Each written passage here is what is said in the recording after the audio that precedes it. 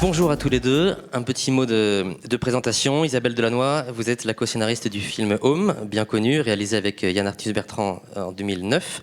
Vous êtes ingénieur agronome de formation et vous avez publié en 2017 l'ouvrage Économie symbiotique, régénérer la planète, l'économie et la société. On y reviendra tout à l'heure. Gilles Boeuf, bonjour. Vous êtes biologiste, océanographe, ancien président du Muséum national d'histoire naturelle, président du conseil scientifique de l'Agence française de biodiversité, un très bon connaisseur et vulgarisateur de la chose scientifique en matière de biodiversité et d'environnement. Alors, il est tôt ce matin, on ne va pas gâcher le début de journée de notre public, mais franchement, entre nous, la biodiversité, la nature, ça va pas fort en ce moment. Gilles Boeuf. Donc si ça va pas fort, nous non plus, puisque nous sommes la nature et nous sommes la biodiversité. Quand j'interviens en Inde, ça fait 4000 ans qu'ils savent ça. Moi, je passe encore mon temps, aujourd'hui, tous les jours, à dire aux gens, mais c'est vous. Chaque fois que vous agressez cette nature qui nous entoure, vous vous auto-agressez. Je rappelle qu'un corps humain, c'est quand même à peu près la même proportion de nombre de bactéries symbiontes, pas en compétition, hein. On a dit symbiose, entraide, mutualisme, commensalisme. C'est ça le vivant, hein. C'est pas de la compétition. Et puis que de cellules humaines, donc ça veut dire qu'on est dedans jusqu'au cou. Un bébé humain qui naît, c'est 3/4 de flotte. C'est pas fait pour laver sa bagnole. Donc c'est sans arrêt sur des choses comme ça qu'il faut redire des réalités incroyables, mais qu'il faut apprendre aux enfants, même pas à l'école primaire, à l'école maternelle en fait. Nous sommes le vivant, nous ne mangeons que du vivant, nous ne coopérons qu'avec du vivant. Alors on pourra en parler. Quand le dialogue moléculaire qui s'établit entre nos cellules symbiontes, hein, ces bactéries, les trous de nez, les cheveux, l'intestin, partout, et on est beau quand même, je vous rassure, on serait vraiment pas beau sans ces êtres vivants qui vivent sur nous et dans nous. Si ce dialogue s'arrête ou marche pas bien, c'est l'autisme, c'est Alzheimer, c'est le diabète de type 2, c'est l'obésité. Donc on a regardé les bactéries d'un obèse, ce ne sont pas du tout les mêmes que les bactéries de quelqu'un qui est svelte. Alors ça déjà, ça commence à nous dire, c'est un peu curieux quand même, parce que si j'agresse ce système, je m'auto-agresse. Puis n'oubliez pas que c'est quand même nous-mêmes qui nous sommes appelés sapiens. Hein.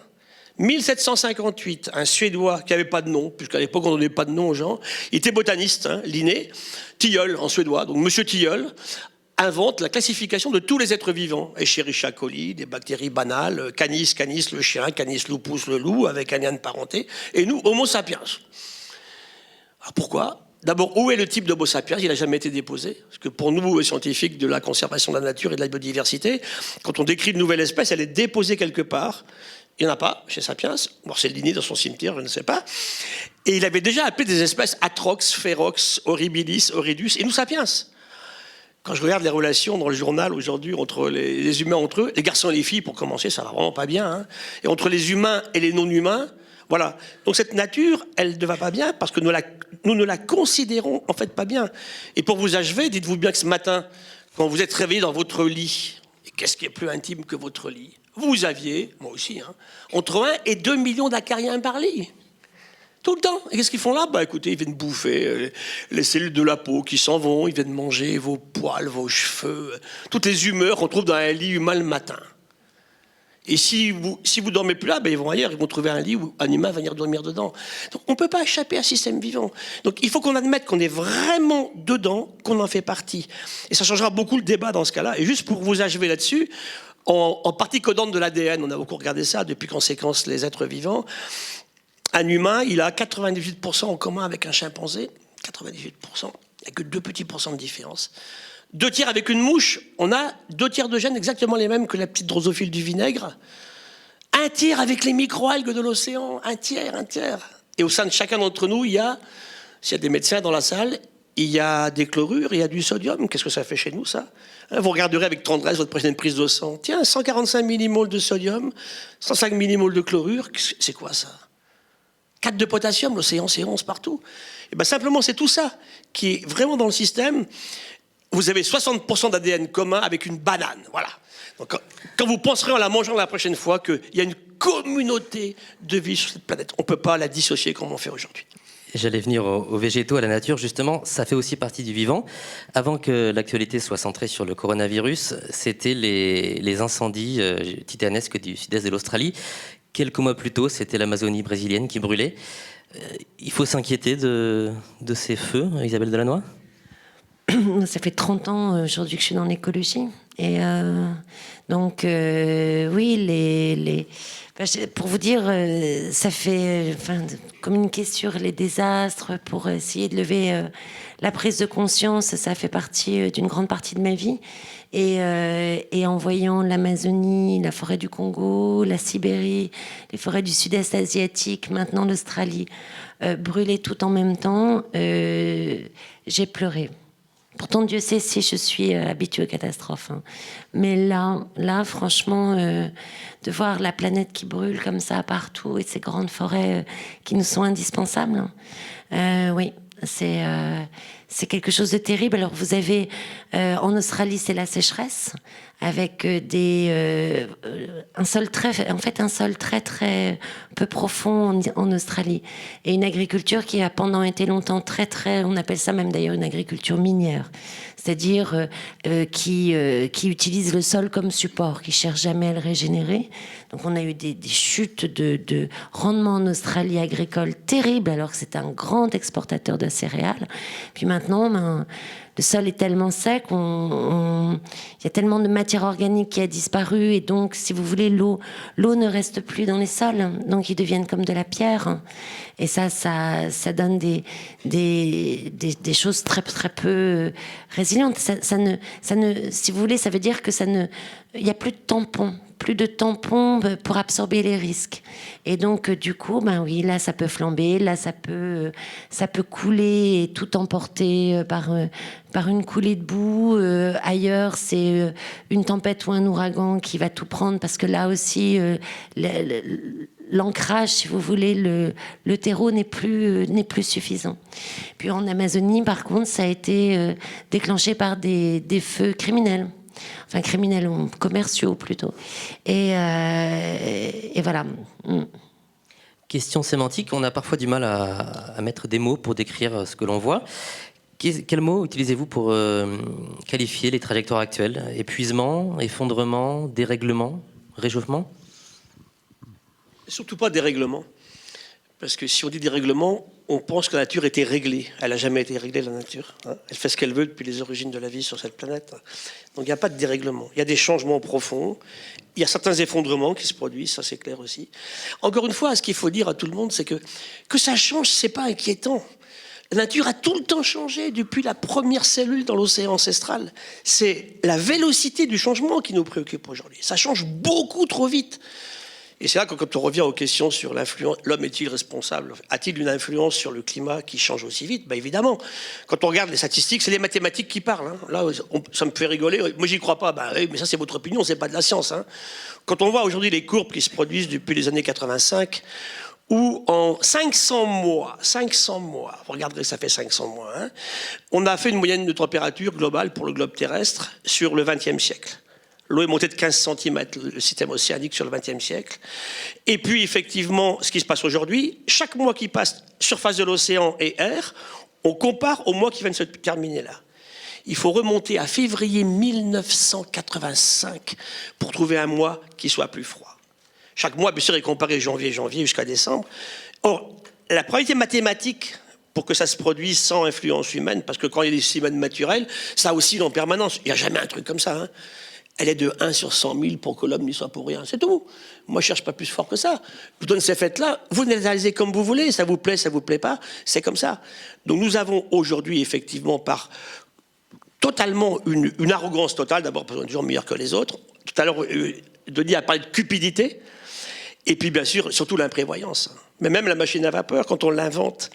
Alors, je ne dis pas qu'il ne fallait pas l'inventer, parce qu'il fallait soulager les humains, mais qui s'est posé la question en 1784 ? James Watt invente la première locomotive. Est-ce que c'est bien d'aller chercher ce pétrole et ce charbon qui sont stockés pour des milliards d'années dans l'écorce terrestre et de les remettre dans le système ? Aujourd'hui, on en paye les conséquences, c'est clair. Hein. Là, vous respirez du CO2 dans la salle, tous ici, là. La moitié de ce CO2 a plus de 100 ans. On ne fait que continuer. Bien sûr, qu'est-ce qu'on va faire ? On va aller engueuler les gens qui étaient là il y a 100 ans. Ouais, c'est de votre faute maintenant, si notre climat change trop vite. C'est tout ça qu'il faut prendre en considération.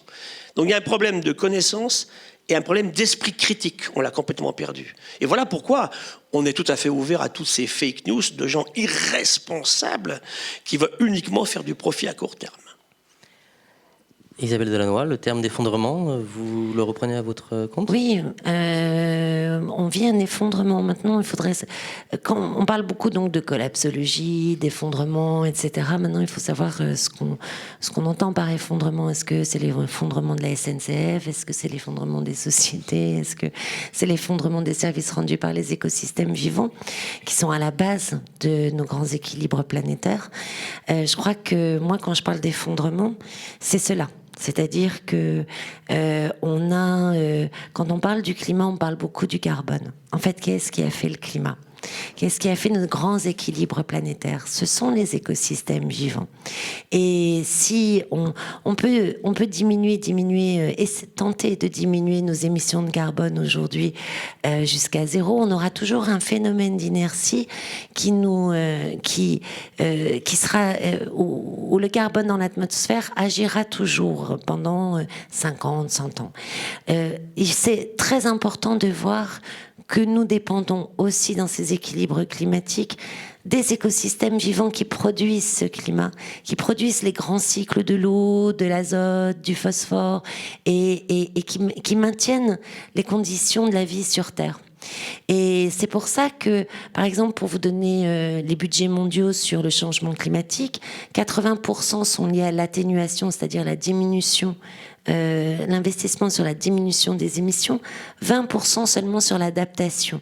L'adaptation fait intervenir des écosystèmes vivants pour microclimatiser, pour justement diminuer le risque aux inondations, aux ouragans, enfin augmenter la résilience des populations locales. Mais en fait, en réalité, ce qu'on appelle l'adaptation, c'est aussi le socle de ces grands cycles climatiques. Et en plus, ils sont productifs parce que, justement, la vie a produit les conditions de la vie. C'est depuis 3,8 milliards d'années, elle innove pour pouvoir rester en vie. Et ce qu'on a oublié, c'est que nous sommes aussi des êtres vivants, comme tu l'as si bien rappelé, et que nous aussi on a besoin d'air pur, nous aussi on a besoin d'eau pure, nous aussi on a besoin de recycler cette eau qui est la même depuis le début de la planète Terre quand même, hein. C'est toujours la même eau qu'on recycle. Ça, les êtres vivants savent très bien le faire. Donc, en fait, on ne voit pas les écosystèmes vivants. On ne voit pas qu'ils sont nos alliés dans ce changement et qu'ils sont même nos alliés tout court pour notre économie. Et vraiment, il faudrait basculer ces 20% d'adaptation à 20% pour l'atténuation et 80% pour remettre des écosystèmes vivants partout dans nos villes, dans nos campagnes, parce que même l'agriculture produit mieux lorsqu'il y a une diversité d'espèces autour d'elle, passer à l'agroécologie, passer à l'agroforesterie, et qui nourrit en plus des filières locales, des services locaux, parce que non seulement ça absorbe du carbone, mais ça produit des fibres, de la nourriture, voilà. On va y revenir dans quelques instants. Je voulais vous entendre d'abord sur le concept d'intranquillité qui nous saisit, nous, peut-être plus particulièrement encore les jeunes générations, quand ils voient l'état du monde. Est-ce qu'on en a fait? De quoi s'agit-il, Gilles Boeuf? Une culpabilité Non, je pense pas. Juste deux petits propos. Dans ce qui a été dit à l'instant, n'oubliez jamais une chose, c'est que le climat qui change affecte le vivant, c'est clair. Mais ce qu'on oublie, c'est que le vivant qui s'en va affecte en retour le climat. C'est ce que disait Isabelle. C'est très très important. Sur l'histoire de collapsologie, moi je suis pas du tout. C'est-à-dire que on vit des effondrements. Moi je vois très bien, on a un effondrement des populations de papillons dans le département de la Gironde depuis 30 ans, c'est clair. Mais la collapsologie n'est pas du tout une solution par rapport aux problèmes qu'on rencontre. C'est pas en disant à mes gamins que je forme à l'université en médecine, à l'agro, à l'école veto, c'est foutu et puis quelques-uns vont survivre. C'est pas ça la solution.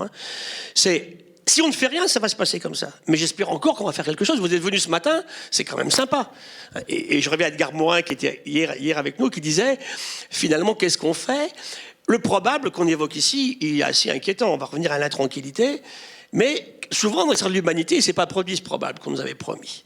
Or, pour que ce probable-là qu'on nous promet ne se produise pas, c'est ce que font les capsologues, ils disent, ça va être horrible, eh bien, changeons. Hein, ça, c'est clair que ça ne viendra pas si on ne change pas. Donc, c'est une petite mise au point que je voulais faire, parce que ce n'est pas une solution pour rassurer nos jeunes. Parce que justement, le terme intranquillité, il a été lancé par une femme, que j'aime beaucoup. Donc, elle s'appelle Muriel Fliss, qui est philosophe au CNRS, et qui a repris ça à Pessoa, au Brésil, intranquillité. C'est un néologisme. Hein. Intranquility en anglais, ça marche, j'ai fait des conférences comme ça aussi. C'est le fait qu'aujourd'hui, en fait, bien que finalement, regardez là, on se plaint, franchement, je vous assure que faites un tour du monde, allez dans les bidonvilles qu'on évoquait tout à l'heure, ou des coins perdus, on va déménager de Jakarta, vous imaginez ce que c'est? Ces forêts qui brûlaient, qui évoquait tout à l'heure Isabelle, donc il y a quand même beaucoup plus malheureux que nous, mais on n'est pas très tranquille quand même, et on n'est pas très tranquille parce qu'on écoute, on regarde, on vit. Et ces deux courbes lancinantes que sont d'un côté la température de la surface de l'océan et celle de l'atmosphère qui depuis un siècle n'arrête pas de monter, un peu trop vite, et également la remontée du niveau de la mer. Hein. C'est ici, on est en Nouvelle-Aquitaine, je peux vous garantir que pour le maire de Lacanau, le changement climatique, c'est pas une affaire d'écolo farfelu. Hein. On est vraiment sur des faits concrets, précis, on les mesure. Hein. Amène à cette intranquillité. Alors l'intranquillité, pour moi, elle peut être très intéressante quand elle développe une vigilance. Mais pas une éco-anxiété trop dramatique. Parce que je vois mes jeunes, aujourd'hui, je suis très inquiet, moi aussi, parce que moi, c'est surtout des filles. Hein. En médecine, à l'agro, à l'école Veto et en écologie à Jussieu, j'ai au moins 3/4 de jeunes filles. Ben, vous savez ce qu'elles me disent? Ben, on ne fera pas de bébé. Et ça, pour moi, c'était un échec dramatique. Je les comprends, hein. Il y a un papier sorti dans The Lancet, qui n'est pas une revue écolo, hein, c'est la revue médicale la plus poussée, il y a 2 mois, qui explique comment va vivre un enfant qui naît en 2019. Ben, franchement, je comprends que ça ne donne pas envie d'en faire, effectivement. Mais c'est l'échec total d'une société, ça. Hein, elle va tomber si on arrête. Et à l'inverse, on tombe sur des choses dramatiques, où des écolos aussi disaient récemment « C'est la faute des filles du Niger si aujourd'hui on est dans la merde ». Mais c'est quoi ce truc-là? Le glyphosate, c'est la faute des filles du Niger, et la surpêche du thon rouge en Méditerranée. Donc c'est là, tout ça, la tranquillité, elle est là. Je vais terminer là-dessus. Si elle maintient une vigilance, c'est pas mal, parce que si on est vigilant, on est beaucoup mieux à même de saisir l'information, les petits changements, et de réguler nos consommations, la façon qu'on a de vivre. Il ne faut pas que ça tombe non plus dans une éco-anxiété qui soit absolument, qui annihile tous les efforts. Mais cette intranquillité, à quel point est-ce concrétise? On peut être intranquille en assistant à ce débat, en regardant un reportage, puis on change de chaîne, et puis l'anxiété s'évapore, finalement, on n'y pense plus. C'est plus profond que ça, l'intranquillité? Encore une fois, c'est un problème de mesure. C'est compliqué parce que un peu intranquille, c'est bien. Trop intranquille, c'est pas bien. Parce qu'après, vous allez tomber dans l'inverse, la collapsologie. Hein. Vous allez dire, c'est terminé, c'est foutu de toute façon. Moi, je m'achète mon terrain, j'ai une vache, j'ai un cochon, et puis maintenant, je vais m'acheter des flingues parce qu'il faut que je protège mes cochons du Parisien qui va débarquer pour me les faucher, me les manger. La question, elle est là aujourd'hui. Donc ça veut dire que intranquille, oui, je comprends ce sentiment-là aujourd'hui, mais en aucun cas, il doit générer une inaction. C'est vrai que ce que je dis là est préoccupant et peut-être inquiétant aussi, mais qu'est-ce que je vous dis? Remets-vous, bougez, changez. Si on continue, comme c'est Einstein qui a souvent dit ça, hein, une situation qui a généré un état, si on traite le changement de la façon dont ceci a été généré, ça ne sert absolument à rien. Et c'est ce que dit Edgar Morin quand il dit finalement, on se bat pour que le probable ne se produise pas. Et je vais aller plus loin, moi qui suis un biologiste, je suis endocrinologue au départ, c'est mon métier de base. Le plus grand changement qu'on peut demander s'appelle en biologie une métamorphose. On en est vraiment là. Il nous faut une métamorphose. Et si on la vit collectivement, hein, il faut écouter tous les systèmes, mais avec du bon sens. Ce qu'on a oublié, c'est ça. Qu'on arrête cette imprévoyance. C'est ce qu'on évoquait tout à l'heure sur la rentabilité à hyper court terme, cette cupidité, bien sûr, cette arrogance aussi, surtout chez les garçons. Hein. Les garçons sont plus arrogants que les filles. Par contre, ils sont aussi cupides les uns que les autres. Donc ça, effectivement, ça arrange pas trop le système. Si on arrive à passer là-dessus, cette intranquillité, en la maintenant dans la vigilance, je pense qu'elle peut nous servir considérablement à faire beaucoup mieux que ce qu'on fait aujourd'hui. Isabelle Delannoy, j'ai revisionné il y a quelques jours votre film, Home, qui a 10 ans, 11 ans même aujourd'hui. M'est venu le sentiment que rien n'a changé ou presque. Alors c'est à la fois encourageant et inquiétant. Inquiétant parce que voilà, les constats sont toujours là, mais paradoxalement, le monde ne s'est pas effondré depuis 10 ans, ou en tout cas, ce matin, le ciel était bleu, j'ai encore croisé des oiseaux en venant. Est-ce que la situation est aussi dégradée que ce que vous disiez à l'époque? Est-ce qu'elle est encore plus, ou est-ce que vous ne cherchiez pas à nous faire peur en 2009? En fait, oui, quand on a écrit le film Home, malheureusement, tous les chiffres sont encore exacts. Donc, c'est toujours... comment vous dire ? C'est pas un film qui peut changer le monde. Aucune personne seule ne peut changer les choses. Est-ce qu'on a besoin de changer le monde ou est-ce qu'on a besoin de changer deux mondes aussi ? Faire cette métamorphose dont tu parles. Ensuite, moi je me souviens ce que je disais en 2010 quand on faisait les tournées, c'est que vous savez pour briser un pont, vous pouvez lancer une bombe. Vous faites attention à ce qu'elle tombe dessus et c'est pas sûr du tout qu'elle tombe dessus. Ou vous pouvez et elle entamera le pont avec de la chance, elle pourra le casser. Vous marchez en résonance à quelques-uns sur ce pont. Il rentre en vibration et il tombe. Et aujourd'hui, c'est ce qu'on doit faire. On doit rentrer en vibration vers un même objectif, pour changer en fait deux systèmes. C'est-à-dire que enclencher comme le papillon ne ressemble en rien à la chenille, mais pourtant ils partagent les mêmes gènes, ils partagent les mêmes ADN, mais c'est pas les mêmes qui s'activent. Et c'est ça cette métamorphose. Et on a en nous, moi j'aime beaucoup la fable du loup noir et du loup blanc. Et et j'aime beaucoup. Enfin, moi je parle de double lucidité par rapport à l'effondrement et à ce qu'on peut créer. C'est quoi cette fable ? C'est une personne sage, un grand-mère ou grand-père qui est avec son petit-fils et qui lui dit, tu sais, en chacun de nous, il y a deux loups. Ah bon, lui dit son petit-fils ou sa petite-fille. Oui, il y a un loup de la colère, de la jalousie, de la peur, de la solitude, de la guerre, de la tristesse. Puis un autre loup. Il y a un loup de la joie, de la créativité, de l'amour, de l'harmonie. Et le petit garçon lui dit, mais alors lequel des deux gagne ? Celui que tu nourris. Celui que tu nourris. Et bien dans cette métamorphose, on doit nourrir les choses, cette vision de l'homme qui est un homme qui fait arriver l'improbable, justement. J'ai beaucoup aimé le discours, justement, d'Edgar Morin hier, qui disait que, finalement, dans sa vie, l'improbable se produisait souvent. Et c'est vrai, on le voit bien donc dans l'histoire humaine, et elle passe par cette coopération, cette foi dans ce que peut donner l'humain dans le meilleur, tout en étant complètement conscient. Et on le sait, c'est bon, on l'a prouvé qu'on peut donner aussi le pire. Mais quand vous regardez en fait dans une population, par exemple, quand je prends le métro, parfois, je me dis mais c'est hallucinant comment on est comme des sardines là, et les gens en fait restent aimables, sourient, essayent de s'aider, etc. Non, mais c'est vrai. Je me disais, mais en fait, c'est fou, on est une espèce quand même ultra pacifique.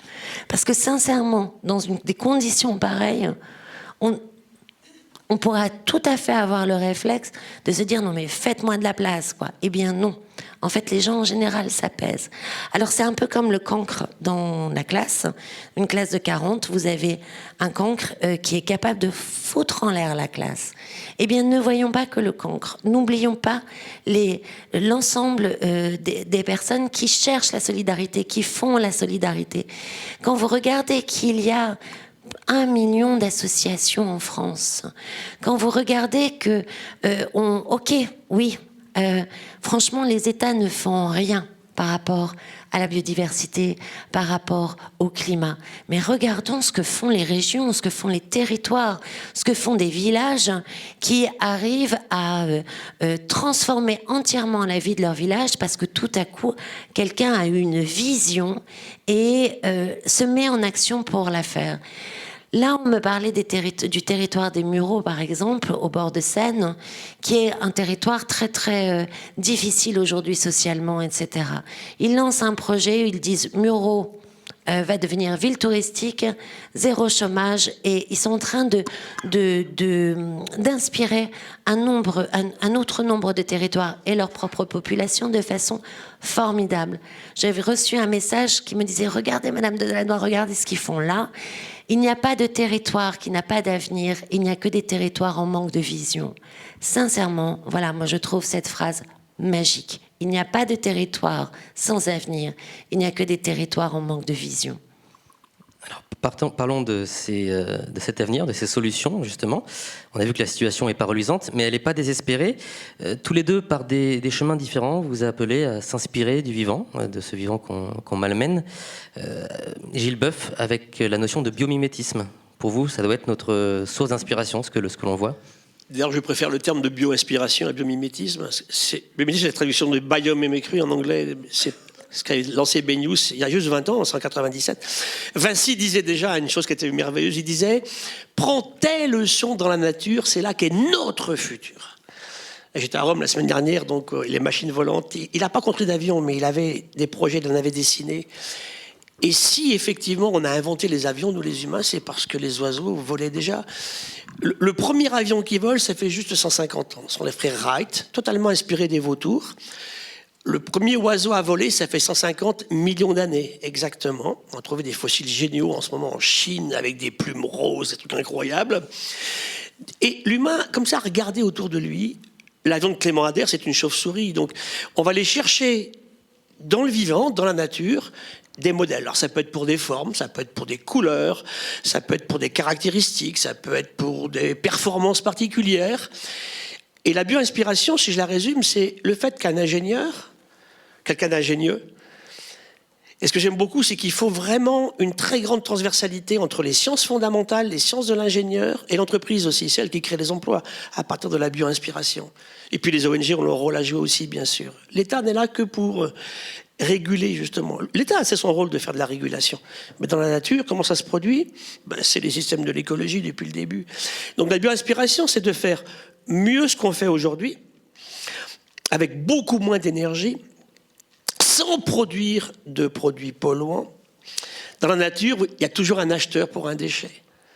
Réfléchissez à ça, c'est l'humain qui a inventé les déchets, il n'avait pas. Une vache fait une grosse bouse, il y a des scarabées qui adorent ça. D'ailleurs, en Australie, on a ramené les vaches, mais pas les scarabées. Alors au départ, ils ont été complètement submergés par les bouses de vaches dans les champs, tant qu'on n'a pas eu amené les scarabées européens, qui étaient habitués, ou d'autres, à dégrader les fécesses de ces animaux particuliers. Beaucoup moins d'énergie, pas de produits polluants. La nature invente des choses extrêmement toxiques. Quand on dit la nature, il n'y a rien de dangereux. C'est archi faux. Un venin de cône, mais ça vous azimute en rien de temps. Un venin de crotale, même d'abeille. Par contre, la nature sait les dégrader, ces produits particuliers. La nature ne maximise jamais ni les coûts ni les profits par rapport à nos entreprises actuelles. Elle optimise en permanence. Tout ça, mais bout à bout, nous amène à réfléchir un petit peu à ce qu'on fait. Donc la bio-inspiration, c'est ça. C'est faire moins cher, beaucoup plus résistant, avec beaucoup moins d'énergie, mieux. On peut rêver. Pour un chef d'entreprise, c'est absolument ravissant, un tel programme. Donc c'est un petit peu ce qu'on a mis en exergue. Et on a aujourd'hui créé ce qu'on appelle le CEBIOS, le Centre européen d'excellence en biomimétisme et bio-inspiration. Et nous avons avec nous 400 entreprises en France. Vous avez une petite éponge de Méditerranée qui sait faire du béton armé. Vous avez une petite diatomée de l'océan qui sait faire du verre, beaucoup moins lourd que le nôtre, plus résistant, transparent. Il y a des centaines d'exemples comme ça. Une libellule. Qu'est-ce qu'on a fait aux libellules depuis qu'on est avec cette agriculture intensive ? Des pesticides partout dans les mares. Et on n'aime pas les mares, on a fait des parkings par-dessus. Et ma libellule, elle fait ça depuis 345 millions d'années. Elle vole à 90 km/h avec 2 watts. 2 watts. Elle encaisse en accélération 30 G. 30 fois l'accélération de la Terre. Vous vous rappelez les manèges qu'il y avait ici, là, au Quinconce, à Bordeaux, il y a quelque temps ? Il y avait un qui mettait glorieusement « Notre manège vous amène à 6 G ». Vous payez 20 € et vous vomissez votre 4 heures. Voilà. Mais l'humain adore ce genre de truc. Donc on vous centrifuge dans un truc. 6G, un pilote de chasse à 6G, le type il est super mal. 30G, mais comment elle fait ? Elle va à 360 degrés ? elle voit 300 images à la seconde. On est ridicule. Nos hélicos de combat sur le Tonnerre, le plus gros porte-hélicoptère français, ils sont ridicules à côté de ça. Donc voilà, c'est un peu l'idée qu'on développe, c'est aller chercher des solutions basées sur la nature, parce que jamais elle va nous empoisonner, cette nature, et jamais non plus elle va nous faire dépenser des modèles avec une énergie délirante. Donc pour clore et achever, supprimons cette économie actuelle stupide et suicidaire, qui consiste à faire de l'argent, vite, quand on parle de l'immédiateté, en détruisant la nature, en la surexploitant. Voilà, c'est ça. Supprimons l'économie actuelle. Celle-là. Il faudra trouver une autre économie. Bien sûr. Celle d'Isabelle Delannoy, par Je suis exemple. d'accord avec Isabelle, c'est pas la fin du monde du tout, c'est la fin d'un monde, c'est bien différent. Hein. Il y a cette notion d'observation, vous l'avez dit. C'est aussi l'observation qui vous a amené à développer le concept d'économie symbiotique, qui permet de produire sans détruire. Alors, expliquez-nous un peu ce que ça signifie et comment vous êtes arrivé à ce cheminement. Et produire même en régénérant, en fait. Et je suis en effet en observant, mais pas en observant les systèmes vivants, en observant les systèmes humains.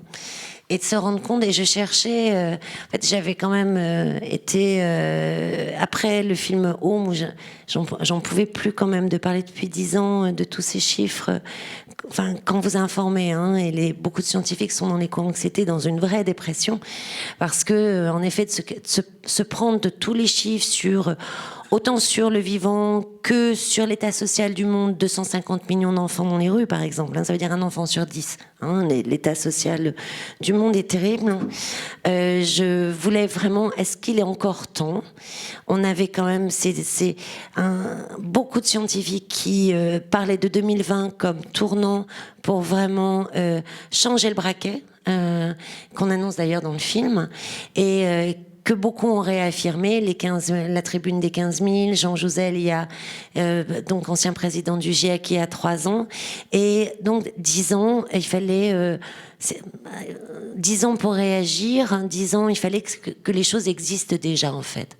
Donc là, je me suis intéressée à toutes les logiques économiques et productives. Je m'étais intéressée aussi beaucoup aux politiques. J'avais écrit des livres, interrogé les politiques, suivi la grande COP en 2009 à Copenhague. Et puis on voyait bien que ça n'allait pas venir de là, en fait. En tout cas, moi, j'y croyais plus que ça vienne du politique national. J'espère que ça puisse venir, mais moi, je n'y croyais plus. Il y a trop de latence par rapport aux enjeux. Et donc j'ai regardé les logiques économiques et productives qui, soit parce qu'elles produisaient et régénéraient les écosystèmes vivants, soit diminuaient vraiment leurs impacts. Et là, je me suis rendu compte que non seulement elles étaient apparues partout sur la planète, dans des pays chauds, dans des pays froids, des pays pauvres, des pays riches, urbains, ruraux, partout.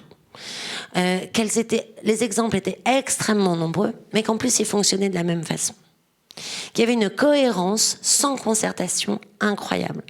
Et que finalement on pouvait décrire avec ces principes le vivant. C'est-à-dire que on s'est pas posé la question en se disant, là comme un ingénieur peut le faire pour telle machine, comment je m'inspire du vivant, etc. On avait déjà créé tous les éléments d'une économie qui s'inscrit dans le vivant et qui est régénérative. C'est-à-dire parce que vous faites votre omelette, vous régénérez vos œufs.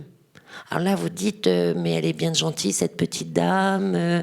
Voilà. Bon, on va peut-être lui expliquer un petit peu ce que c'est que l'économie. Asseyez-vous là. Voilà. Eh bien non. En fait, ce qui nous semble complètement extraordinaire, c'est exactement ce qui est commun à l'ensemble du vivant.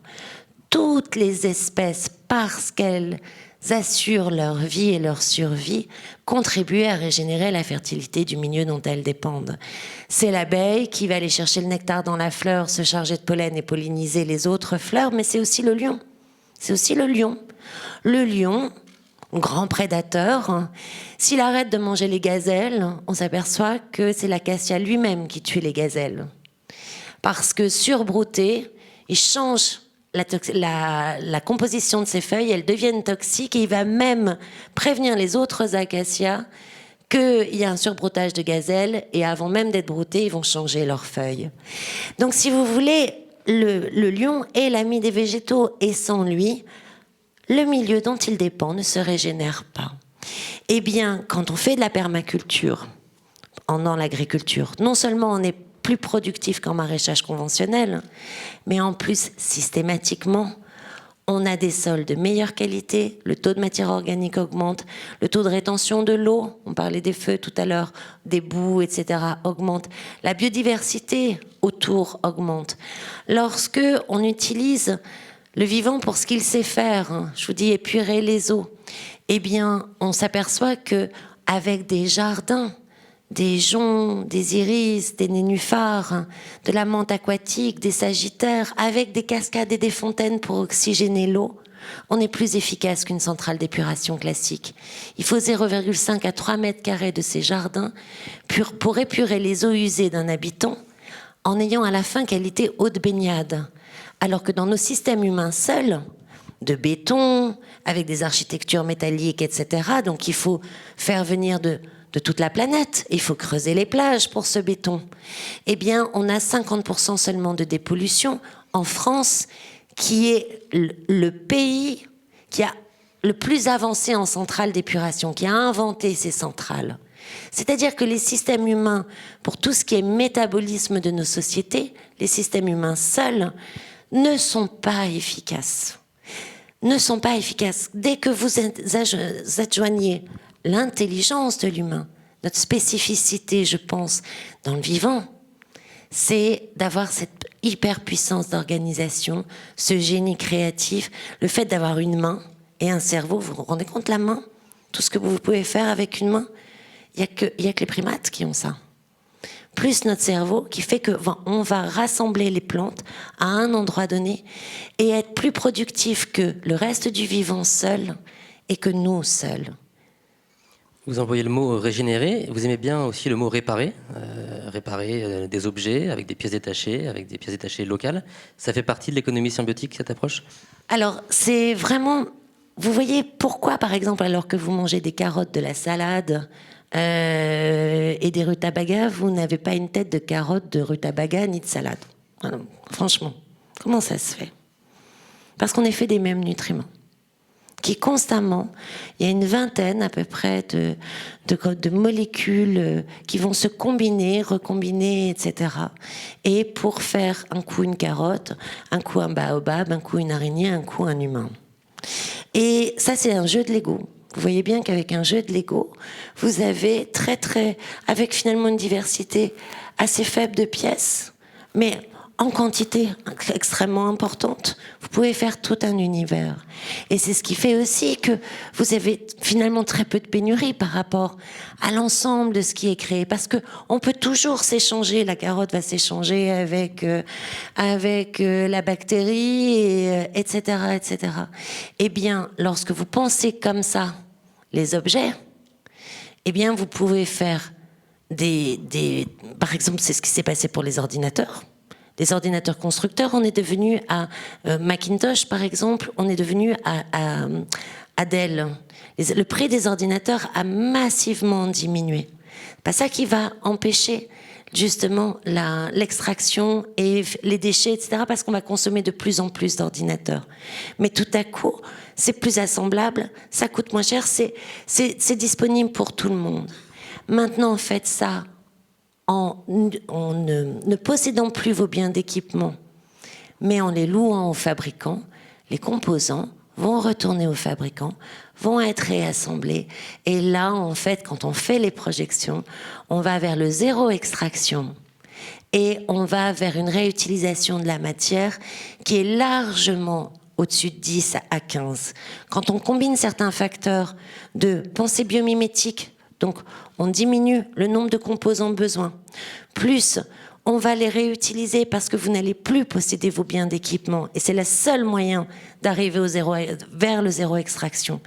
Et donc, vous allez les réassembler. Plus certains biens qu'on peut mutualiser, parce que 90% du temps, ils sont à l'arrêt comme la voiture. Vous multipliez les facteurs d'efficience.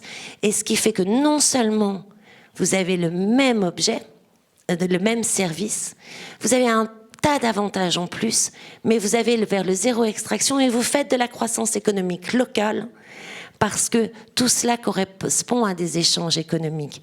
Mais c'est une croissance économique qui ne repart pas vers les grands centres financiers de la planète, et où l'argent reste en fait immobilisé dans les sphères financières, c'est un argent qui va circuler localement. Et tous les systèmes existent. Il y a déjà des systèmes qui fonctionnent comme ça. Alors on voit qu'il y a des solutions. Je voulais vous entendre tous les deux sur un enjeu très concret, très immédiat et très local. Ce sont les élections municipales qui ont lieu dans un gros mois. Deux questions. Est-ce que c'est un moment clé pour vous, un moment de bascule, le mandat qui vient, 2020-2026, est-ce que c'est là où il va falloir faire quelque chose? Et est-ce que l'échelle de la commune est adaptée pour trouver des solutions? Ça devrait l'être. Dans une démocratie, quel est le moyen qu'on a pour activer quelque chose? Faire des associations, je suis d'accord avec Isabelle, et puis le sens de notre vote. Donc déjà, il faut aller voter, déjà, ça c'est important. Bien sûr. Maintenant, comment les candidats se présentent-ils? Il faut quand même bien voir qu'en France, depuis un certain temps, on vote pas pour quelqu'un, mais contre quelqu'un d'autre. Alors ça, c'est pas terrible non plus comme système. Là, la démocratie est un petit peu quand même dégradée. Pour qui on va voter à tel moment? Alors, moi, je vais pas regarder spécifiquement, parce que moi, je suis inscrit dans un petit village catalan dans les Pyrénées, donc et c'est partout pareil. Le maire, pour moi, est quelqu'un d'absolument essentiel. Moi, j'étais un scientifique pur qui, au début, l'entreprise et puis la politique, c'était les grands satans. Et puis, j'ai changé d'avis à un moment quand même. Puis, je me suis rendu compte que si on fait avancer les choses, il faut s'agir du pur laboratoire de recherche. Donc, je m'intéresse à ces questions-là. Et je suis parti aussi vers des sphères politiques, pas pour en faire moi-même, mais donc c'est important. C'est effectivement le maire. C'est très différent d'un député ou d'un sénateur. Le maire, il a les bottes aux pieds, il est là, il connaît les questions réelles. Moi, je suis quelqu'un qui ne comprend pas comment un maire peut être dans un parti politique. Le maire, je suis désolé, il a pour moi à mettre en valeur son étang, sa mare, son bord de plage, chez moi, ou ailleurs. Il n'est pas là, c'est pas une sorte de parti politique. Ça veut dire que le maire est vraiment la personne qui est en contact la plus intime avec les citoyens. Et j'ai rencontré des maires absolument extraordinaires et fantastiques. On va en citer un qu'on aime beaucoup, c'est Damien Carême, qui est à la Grande Sainte. Ce type, attendez... Avec 25 000 habitants, 10 000 migrants, une situation économique très compliquée, il sert des repas bio à des enfants depuis 10 ans gratuits et il ne vire pas vers des extrémismes politiques délétères. Je suis désolé, je peux qu'admirer un type comme ça. C'est pas un scientifique, hein. Comme quoi la biodiversité, il faut tout pour faire un monde, hein. Donc moi je crois effectivement que ce sont des moments importants. Il faut les questionner, il faut voir avec ce qu'on a envie de faire. Je terminerai juste sur un petit exemple que je vis beaucoup en ce moment, en travaillant sur les risques à Paris. On prévoit peut-être 50 degrés, 55 degrés en 2045 pendant 15 jours en mois d'août. Et bien, croyez-moi, on a intérêt à ramener des arbres. Vous disiez tout à l'heure, les élites, les États ne sont pas au rendez-vous de ces changements climatiques. Le maire, la commune, c'est un personnage clé dans cette action? En 2009, justement, feuille blanche. Les négociations arrivent sur feuille blanche. Jamais ça n'était arrivé de l'histoire de l'ONU. Les maires... qui était très présent, ont fait une tribune en disant « Mes chers collègues, nos chers collègues, si vous n'y arrivez pas, nous on sait faire, venez nous voir. » Et toutes les initiatives viennent du local, viennent ou de l'échelle communale ou de l'échelle communauté d'agglomération. Cette économie, elle part du local pour s'interrelier mondialement. Elle crée de l'emploi. Ungersheim, ville de 2000 habitants, c'est une ville en transition avant l'heure, ils ne connaissaient pas le terme, ou une ville symbiotique si vous préférez aussi. Il met de l'agriculture, de l'énergie locale, il crée aujourd'hui plus de 100 emplois pour une ville de 2000 habitants. Et il sert aussi des repas bio, non seulement dans son village, mais partout autour.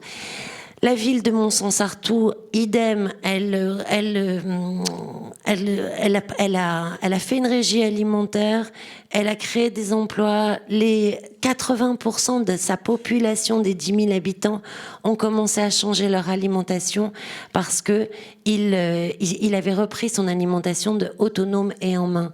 Donc, ce que je cite pour l'alimentation, c'est vrai pour l'énergie, c'est vrai pour certains biens d'équipement, c'est vrai pour...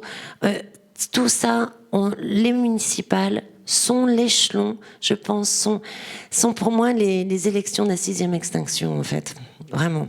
C'est-à-dire, c'est pas du siècle, c'est vraiment, vraiment les élections où il faut se mobiliser, il faut aller regarder les programmes, et ils sont pleins. Moi, j'ai déjà des maires qui proposent des programmes économie symbiotique. Ils sont pleins à proposer des listes extrêmement concrètes, des programmes très concrets et qui vraiment recréent du lien social, recréent de l'emploi et nous redonnent l'échelle de nos besoins essentiels, se nourrir, se loger, se protéger du chaud, du froid, etc. Et surtout refaire du lien social. Le message est passé. Une réaction sur une phrase. Gilles Boeuf, vous dites volontiers, il est trop tard pour être pessimiste. C'est une phrase qui est prononcée dans le film Home, mais que vous, Isabelle Delannoy, vous ne reprenez pas à votre compte. Alors expliquez-nous voilà, pourquoi vous... On en a parlé. On n'est pas là. On est là pour un scientifique, quel est son rôle. Chacun a son rôle. Hein. Les scientifiques ne sont pas là pour prendre des décisions politiques. On a souvent fait des confusions. Le scientifique, il est là pour donner l'état de l'art, on dit, l'état de la connaissance à un instant précis. Ce que scientifiquement on peut dire et pas dire. Quelles sont les probabilités d'évolution. C'est tout. Hein. On ne prend pas les décisions. Mais dans ce contexte-là, on fait ce travail-là. Donc aujourd'hui, c'est vrai que dans ce qu'on dit, faisons attention effectivement à ne pas désespérer tout le monde. Donc il y a la forme qui va être prise pour la formulation de la vie ou de l'état des lieux aujourd'hui. Pas une interprétation. La science n'est pas une opinion, hein, je le répète en permanence. Hein. Moi, on m'oppose que des opinions. Je suis désolé, c'est la vôtre, mais j'en ai rien à cirer. Je suis pas là, moi, pour leur plaire à ces types-là, de toute façon, qu'on n'est pas d'accord. Hein. C'est leur problème à eux, ils croient ce qu'ils veulent. Toujours est-il qu'aujourd'hui, on sait ça. Raisonnablement, ça peut amener vers ceci ou cela. Comment après, collectivement, là, je crois énormément à l'échelon local, comme le disait Isabelle, on va se débrouiller. Donc, être pessimiste, ça sert à quoi aujourd'hui ? Il fallait qu'on le soit avant, on aurait pu faire quelque chose de mieux peut-être. Hein. Et ben, aujourd'hui, alors c'est pas un optimisme béat non plus, on vous l'a démontré ce matin, mais c'est de la réactivité, de la réaction, du commensalisme, de la symbiose collectif. Elle l'a dit Isabelle, tout seul qui peut faire quoi que ce soit. Aujourd'hui, il faut que... Alors ce qu'il faut par contre, et je terminerai là-dessus, au moins se mettre d'accord sur un état de connaissance de base sur lequel on ne revient pas en permanence. Quoi. Ça m'énerve beaucoup en scientifique. La Terre est plate, voilà, Terre est plate, voilà, c'est comme ça. Alors qu'est-ce que je réponds à ça? Moi, la Terre est plate. Je dis au type, contre l'idéologie, j'ai plus rien au bout d'un certain temps, moi. Hein. Ou alors les vaccins rendent plus malades que les maladies infectieuses. On peut discuter après sur 12 vaccins, ça c'est autre chose. Hein. Mais le tétanos, je suis désolé, c'est bien mieux de se vacciner contre le tétanos qu'autre chose. Donc il y a plein de choses comme ça. Le climat ne change pas. Bon, s'il change, l'homme n'y est pour rien. Arrêtons. Hein. Admettons tous une plateforme de connaissances de base. Alors après, on peut interpréter, mais qui nous fera réagir. Parce que la question importante, c'est que si on ne prévoit pas un petit peu, le jour où il faudra réagir en urgence, ça se fera dans beaucoup de souffrance. Et je ne sais pas si on fera la bonne solution. Il est trop tard pour être pessimiste. Un peu trop cynique pour vous, Isabelle Delannoy ? Oui, je pense qu'on a tellement mieux à proposer. En effet, c'est une phrase qui a été beaucoup dite à la fin du film, et c'est la phrase de Yann, et il adore cette phrase. Et moi, je déteste cette phrase, et parce que je pense qu'on a beaucoup mieux à proposer. Je pense que, vous savez, le sociologue italien Francesco Alberoni a écrit un livre dans les années 70-80 fabuleux, Le choc amoureux. Et il montre qu'en fait, dans quand des grands mouvements sociaux qui vraiment sont capables de changer la société, eh bien, c'est le même mécanisme que quand on tombe amoureux d'un homme, d'une femme, ou enfin, en tout cas pour les hétérosexuels. Et si vous voulez, si on se compare toujours au système ancien, alors qu'on a tellement autre chose à proposer, comment voulez-vous que vous tombiez amoureux d'une femme qui vous parle sans cesse de son ancien amant? C'est impossible. Et donc, quand on dit il est trop tard pour être pessimiste, on parle en fait de ce qu'on quitte. On ne vous parle pas de l'avenir. Et moi, je lance vraiment un message à tous les écologistes dont je fais partie depuis 30 ans, ce mouvement, c'est qu'on cesse de se comparer toujours au système qu'on veut quitter. Il faut qu'on montre vraiment ce que nous proposons en propre, et c'est un autre monde. Voilà. Merci. On a 1 ou 2 minutes pour prendre 1 ou 2 questions de la salle, s'il y en a. N'hésitez pas. Vous avez 2 magnifiques intervenants.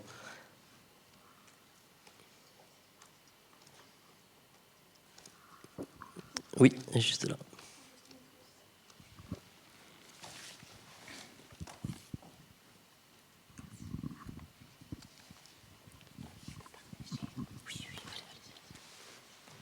Bonjour. Tout à l'heure, vous parliez des systèmes d'épuration et du fait qu'en France, on ait créé des gros systèmes d'épuration et qu'il y a plus efficace que ça. À l'heure actuelle, si vous êtes relié ou tout à l'égout ou s'il passe près de chez vous, vous n'avez pas le droit de faire de l'épuration individuelle. Il y a donc forcément quelque part des règles à changer pour que nous puissions aussi quelque part changer individuellement. Et ces règles-là, Ce pas des règles qui sont du local, c'est bien des règles qui viennent du national. Alors, en effet, alors, vous avez le droit, mais en fait, personne ne prend le risque de vous donner l'autorisation de le faire. Vous n'avez pas le droit à 30 mètres des habitations. Et par contre, vous avez le droit à côté d'une activité économique. Et ça, c'est propre à la France. C'est propre à la France, c'est les règles de la DAS. Et en effet, on a besoin du courage, en fait, de préfets, de maires, de responsables, même dans les directions techniques, qui disent « Ok, on vous donne le droit à l'expérimentation et on va mesurer, on va évaluer. » Et je pense que... Pourquoi je parle de courage? Parce que c'est extrêmement... Il faut réagir maintenant. Hein. On a besoin d'une réaction rapide et je pense que les jeunes qui nous interpellent ont tout à fait raison.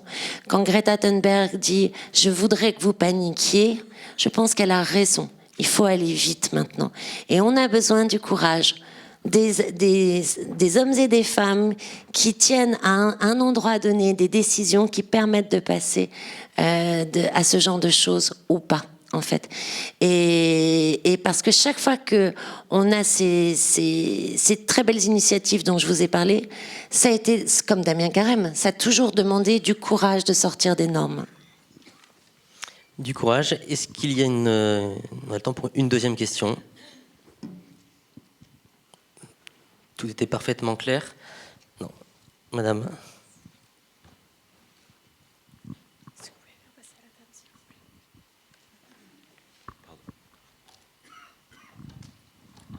Bonjour. Vous dites que tout se joue au niveau du local et qu'il ne faut pas attendre les politiques. Néanmoins, les changements que vous préconisez se heurtent à beaucoup de forces contraires. On va parler tout à l'heure de la finance. Que faire, en fait? Il y a le rôle de l'État, il y a le rôle de la finance. Gilles Boeuf. Utilisons les finances pour faire autre chose que ce qu'on fait aujourd'hui. Les finances, elles ne sont pas là pour enrichir des gens qui sont déjà super riches et d'appauvrir les autres. Hein. Donc il y a une vraie question là-dessus. Nicolas Hulot, comme moi j'ai travaillé beaucoup avec lui, donc c'était quand même battu pour qu'on taxe les transactions financières. Ça leur amoindrirait de très peu leurs revenus et ce qu'ils gagnent, et on ferait des progrès gigantesques ailleurs. Moi j'étais à la COP21, je me suis beaucoup battu. On avait une trilogie, il fallait parler d'océan, on n'avait jamais parlé, c'est le principal régulateur du climat, du vivant, qui est le principal régulateur, le révélateur du changement. Qu'est-ce qu'on a à faire que le climat change sur la Terre s'il n'y a pas de vie dessus? On s'en fout. Il n'y aura pas d'humains non plus. Hein. Et les femmes, on revient, on n'a pas suffisamment parlé ce matin. C'était ça. Et ben voilà. Et là, il faut que toutes ces communautés-là, effectivement... Et c'est là que Nicolas Hulot avait dit, utilisons ces transactions pour faire mieux. On leur a promis à nos amis africains 1 000 milliards de dollars le 12 décembre 2015. Ils attendent toujours. La finance est vraiment un des maillons très importants. Aujourd'hui, en 2020, on doit vraiment mettre la priorité sur les investissements financiers. Tous les investissements, en fait, doivent aller prioritairement dans ce type d'économie dont on parle. Financier, politique, industriel. Alors moi, j'ai ma petite agence de stratégie où je conseille les organisations et les entreprises à aller vers l'économie symbiotique. Puis là, on est en discussion pour monter une chaire. Et la grande question, et on a beaucoup de financiers qui s'intéressent à ça, c'est les indicateurs. C'est comment on peut évaluer une économie qui fait bien et pas qui fait juste moins mal, parce que moins mal, c'est trop tard. Donc, comment on fait pour faire bien? Et ça, on n'a pas les indicateurs. Mais je peux vous assurer que la finance, elle est prise, enfin, moi, les acteurs financiers que je rencontre, hein, qui sont des gros, hein, qui sont des banques qu'on connaît, hein, eh bien, ils sont pris entre deux choses. Ils sont en train d'être disruptés comme n'importe quel secteur économique. Les hôtels ont été disruptés par Airbnb. La finance va être disruptée, les banques là, par des acteurs comme Facebook qui deviennent des banques, qui deviennent aussi des émetteurs monétaires, etc. Donc bon. Et puis Facebook qui devient une banque pour la démocratie, etc., et nos libertés individuelles, ça va pas être... faut y réfléchir. Et donc, ils ont ça. Et puis, de l'autre côté, qui peut aujourd'hui assurer la résilience de ses actifs à 5 ans? Qui? Crise économique, crise sociale, crise ouragan, tornade, inondation, incendie. Qui? Donc en fait, ils sont vraiment pris dans ce double étau où ils se disent, ils cherchent vraiment les moyens d'évaluer là où on peut investir dans une forme de résilience. Et ce qui est très intéressant, c'est que du coup, leurs intérêts convergent avec les collectivités qui aussi se demandent dans quoi on met l'argent d'investissement. Les régions en fait disposent des investissements, des budgets de l'Europe et finalement distribuent les subventions pour le développement économique selon des choix. Et en effet, on a ce problème vraiment d'indicateur aujourd'hui. Merci. L'intervention de Clara Guémard sera donc très attendue tout à l'heure. Merci infiniment à tous les deux pour votre présence et vos témoignages. Et puis cet appel à la mobilisation, maintenant, c'est maintenant qu'il faut agir. Je conclurai par une phrase entendue la semaine dernière aux Assises européennes de la transition énergétique qui avait lieu à Bordeaux. Nous sommes la dernière génération à pouvoir faire quelque chose, mais nous sommes probablement aussi la première génération à savoir comment le faire. À méditer donc. Merci beaucoup à vous. On peut les applaudir.